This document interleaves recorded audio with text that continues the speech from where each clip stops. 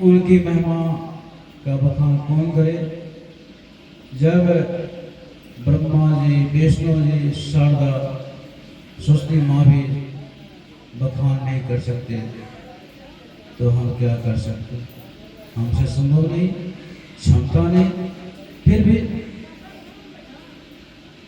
मौका मिला है, आदेश हुआ है संस्थापक का, तो कुछ सेवा का मैं करता हूँ। श्री कृष्ण राम सहजबाई के वाणी में आता है, सहजोकार जगत के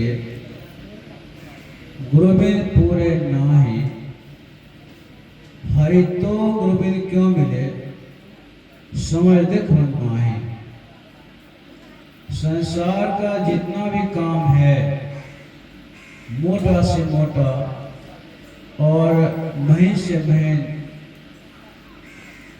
उन सब काम बिना गुरु के संसर्ग में रहे, बिना गुरु से कोई भी प्राप्त नहीं कर सकते। जब बाहर का मोटा मोटा काम सीखने के लिए, करने के लिए गुरु की आवश्यकता होती है, तो ईश्वर का दर्शन करने के लिए, ईश्वर की प्राप्ति के लिए बिना गुरु का संभव नहीं हो सकता। अर्थात ईश्वर का दर्शन बिना गुरु की कृपा से नहीं हो सकता। संतमत सिद्धांत में है, ईश्वर की सर्वव्यापकता के विषय में हमें तो समझना यह है कि ईश्वर का क्या स्वरूप है। ईश्वर का स्वरूप जो समझ जाएंगे तो उन्हें ईश्वर की प्राप्ति करने में कोई भी कठिनाई नहीं होगी।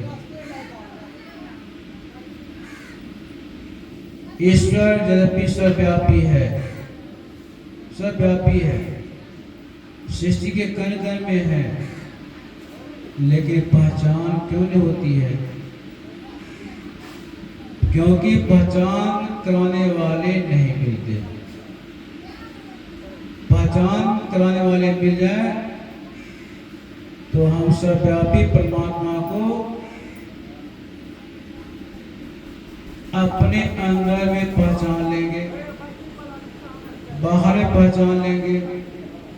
जहाँ कहीं आप प्रयास कीजिएगा, चाहिएगा, वहाँ ईश्वर का दर्शन कर पाइएगा।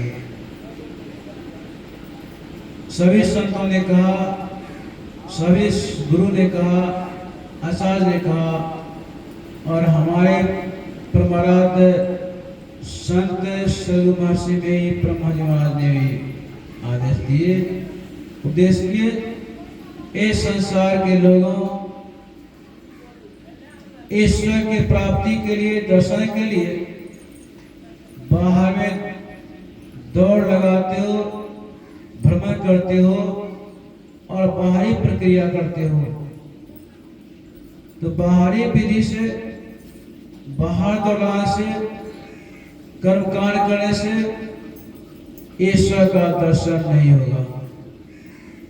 हाँ, ईश्वर के छाया रूप, माया रूप सगुण साकार का दर्शन हो सकता है, जिस दर्शन से मनुष्य को ऐहिक सुख की प्राप्ति होती है, कामनाओं की पूर्ति होती है।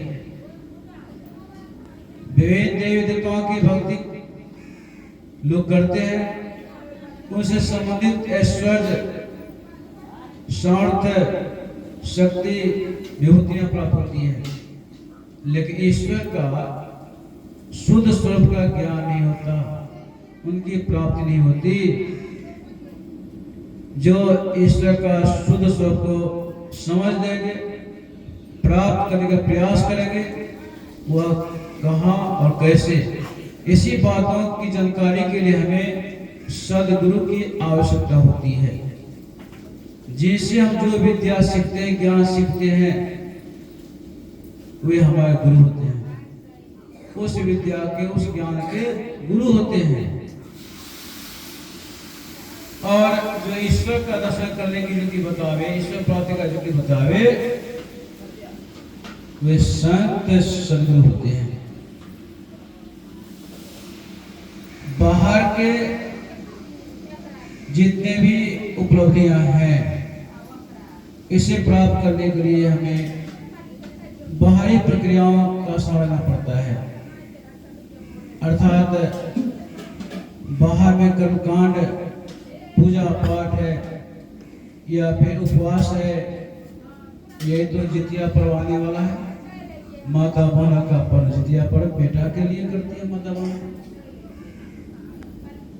तीज है, छठ व्रत है, चौचंद है और दशहरा भी है, माँ दुर्गा की उपासना के लिए करते हैं।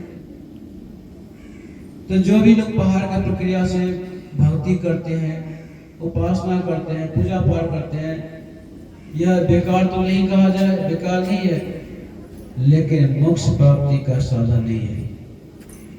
मोक्ष प्राप्ति के लिए तमाम मनुष्य को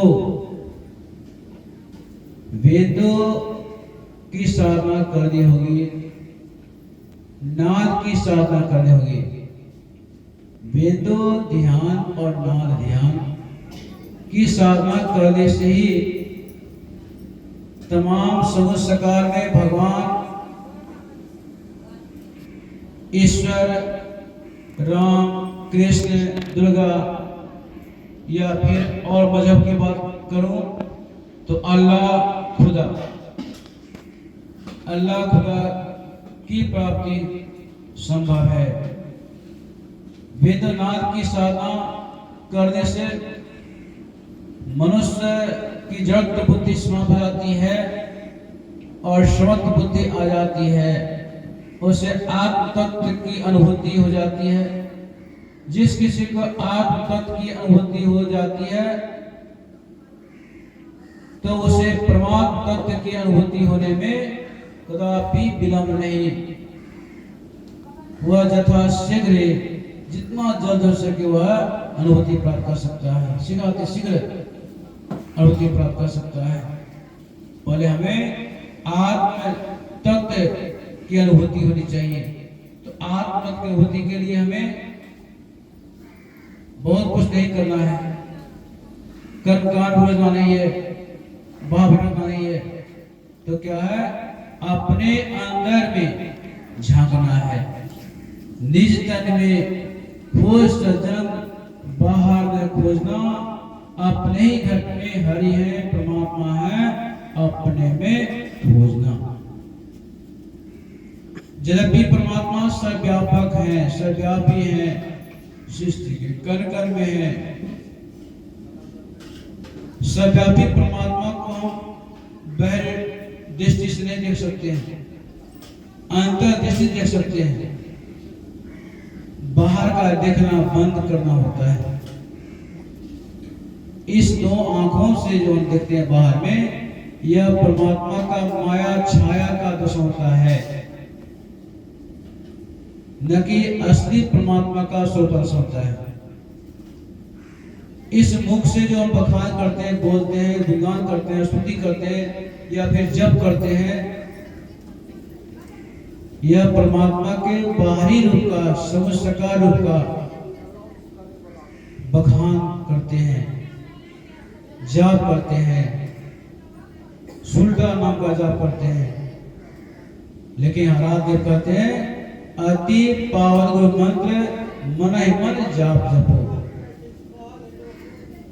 तो मुंह से उच्चार करके नहीं, मन से उच्चार करना होता है, मंत्रवृत्ति करनी होती है।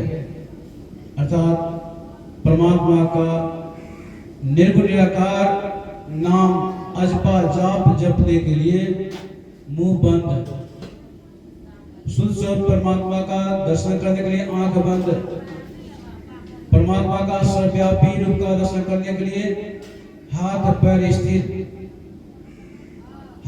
स्थिर होना पड़ेगा, अनेक आसन से बैठना आवश्यक